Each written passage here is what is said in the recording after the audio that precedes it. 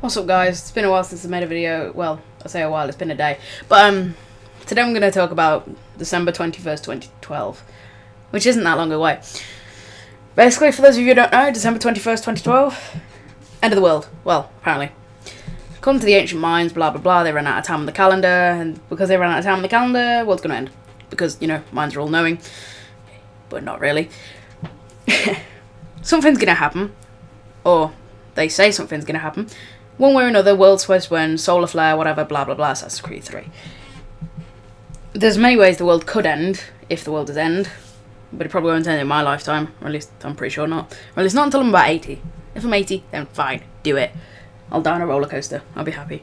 I don't really know what I was going to talk about. I was just going to talk about generally the apocalypse and how the world's going to end. Basically, because of the world supposedly ending in just over a month's time, people are going to start to get a bit edgy.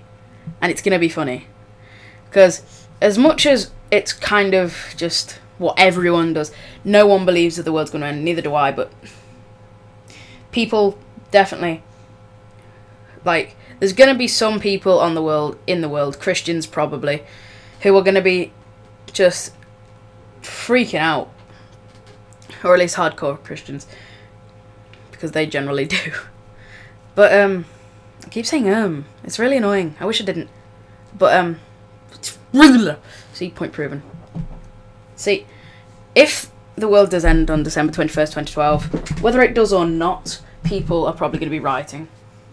And that's gonna be a bit scary. Not so much the world ending, but the fact that because of the fact people think the world's ending, people are going to start looting, just like they did in the riots last year, I think it was, in last August. Not August just gone by, one before that. And that got pretty freaky, or at least it did for me, because I was living just about half an hour away from where these riots were. So if they wanted to, they could have probably come to my house and started looting me. But if there are going to be riots, it'll be like worldwide and not just area specific. It's going to be like belief specific. I've just realised it's picking up my voice really, really quietly, but why? Is the gain up? Sorry about this if you hear like noises. I'm hoping that it's just not picking up anything other than my voice. This is probably going to be a longer video because it's just going to be me chilling out talking. So just give me a second. Okay, so you're probably hearing me a bit quieter now, but if the world is going to end, then it's going to... I don't know what's going to happen. I think as much as people wish that something might happen, the scariest thing that could possibly happen is probably a zombie apocalypse. Now, as much as people say, oh yeah, it'll be awesome, people killing zombies, no it wouldn't, because guess what? You would be scared. If a zombie apocalypse happens, say you're asleep, say you're at school, say you're in a supermarket, say you're out on holiday, pretty much anywhere where there's an abundance of people, you're screwed. You're gonna die. Because think about this. If it's the stereotypical zombie apocalypse, one person gets infected, they bite someone else, they turn. If that happens, right? Think about this. One zombie will become two, and then that zombie bites another one, so 2 becomes 4, and then the cycle carries on. 4 becomes 8, 8 becomes 16, and then it just multiplies. And eventually it'll be in the thousands. The world would be toppled. The government, I don't think, would be able to do anything, because they can't just order a mass execution of zombies, because they have to think logically about these things and not just consider it, oh, it's like the movies, shoot them in the head, be done with it. And that's another thing. What happens if, yeah, a zombie apocalypse does happen, but it's not the way we think? What if they can't be killed? What if taking off their head doesn't stop them? What if shooting them in the head doesn't stop them? What if you can't stop them? Well, I suppose saying that you could stop them, but you'd have to take off every limb, and I'm pretty sure not everyone has something to take off a zombie's limbs. I mean, I might be alright because of what I used to do. I have an abundance of weapons. So if it happened and I was alive in the early stages of it, I could probably get myself pretty well set up. However, normal people, no, they're done. Or just think about it this way, right? I'm fairly young, I'm 15, but even that's 15 years I've known some of the people I know, and quite easily that could just be turned upside down. My friends, they might get bitten, they could turn, they could just become nasty people because of what's going on. And it could be such a sudden turn. Just think about this. 15 years is a long time. And if people are like 30 and they've known their friends since they were born, that's even longer, that's twice as long.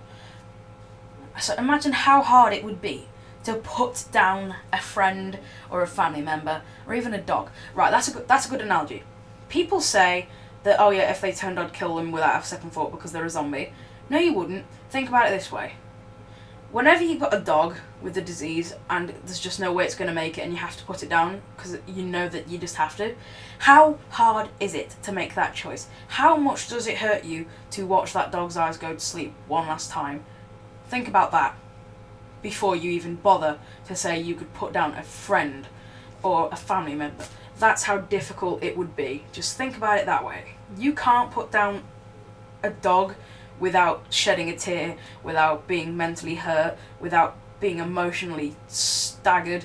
So imagine if it was a friend, and imagine if you don't have the time to think it over because that friend is trying to maul your face off. Rant over. And that's just the zombie apocalypse. What happens if it's a solar flare from the sun? Then you don't even have the time to think about it because you just won't. Because it's hard to explain. And I'm sorry if my voice has gone really quiet. I'll try and turn it up in the Movie Maker or whatever. I'm not sure how long I've been speaking for, but I'm not quite done just yet. And if you were, even though people say that they could do it, and sure, some people might be able to do it. Some people are just emotionally detached from everything. I mean, I'm emotionally detached from a lot of things because of what I've been through in my life, but say, even if, let's use me as an example. Say if I was strong enough to put a friend or a family member down, what would happen if the zombie apocalypse broke out while I was in school? There are 1,000 people in my school. And I guarantee you, even if, say, maybe 10 of us are smart enough to know what's going on and smart enough to try and get a game plan going, the teachers are going to try and stop us because they're not going to know what's going on. They're going to try and take control. Right? And even if the zombie apocalypse happens outside the school and hasn't made its way in, even then, that's difficult because if the zombies got in, well, you're going to have to put some people down. And if you try to put them down, what are the teachers going to say? The teachers, even though it's kind of society's gone topsy-turvy, they're not going to care. They're going to try and stop you because it's the law. You're not supposed to kill things, full stop.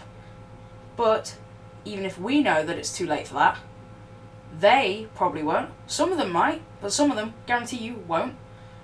Or, for example, say if a student... Okay, let's think of it this way.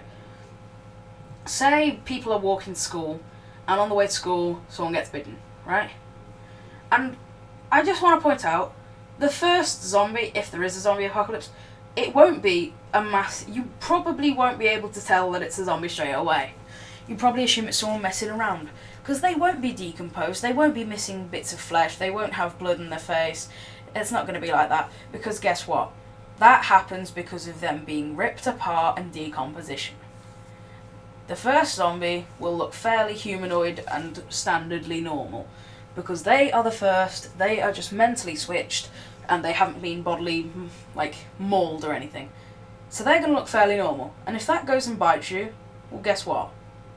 You're done. But you're not going to think that, because that's not your first logical reaction, or at least it's not a normal person's logical reaction. You're going to think, crazy guy on the street just bit me. Okay, carrying on. That hurt. And that'll probably lay in the back of your head for a while. And then you get to school, you turn, you become one of them. And once again, you haven't been, like, mauled. You've just been bitten. And you're going to try and probably hide that because you don't want to exactly go and tell people, yeah, there's a crazy guy on the street and he bit me. Because that's just not what normal people do. So as much as people say that they would be able to live through the zombie apocalypse and they do well, there's just those logical and society barriers installed in your mind. You can't kill, you can't steal, you can't not obey authority, you can't do anything against the law. But if the zombie apocalypse broke out, all of these rules and laws are no longer existent. It's just the way life would have to be. I'm not sure how long I've been speaking. I imagine it's about 10 minutes, so I'm probably going to get up now. And this is my last video of the day.